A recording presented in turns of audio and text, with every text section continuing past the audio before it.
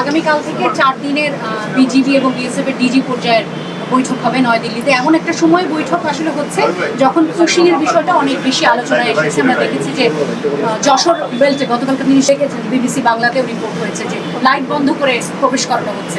DG লেভেলের মিটিংটা একবার বাংলাদেশে হয় আর একবার ভারতে। এটা এবার আমাদের যাওয়ার পালা। ডিজি লেভেলের মিটিংটা ওখানে হচ্ছে, ওখানে সমস্ত বিষয়গুলো আলোচনা হবে। এটাকে ডিজিএলটি বলা হয়, ডিজি লেভেলের টক। সেই টকের সিদ্ধান্তগুলো ওখানে সামারাইজ করে সিগনেচারের বিষয় আছে, সেটা আগে আলোচনা হোক, দেখি সমস্ত বিষয়ে আলোচনা হবে।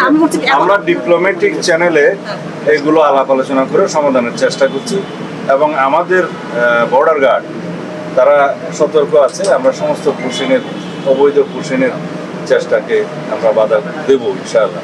এ পর্যন্ত তাই হয়েছে। তবে এই বিষয়গুলো ডিপ্লোম্যাটিক চ্যানেলে আলোচনার মাধ্যমে সমাধান করা প্রাথমিকভাবে আমাদের প্রয়োজন।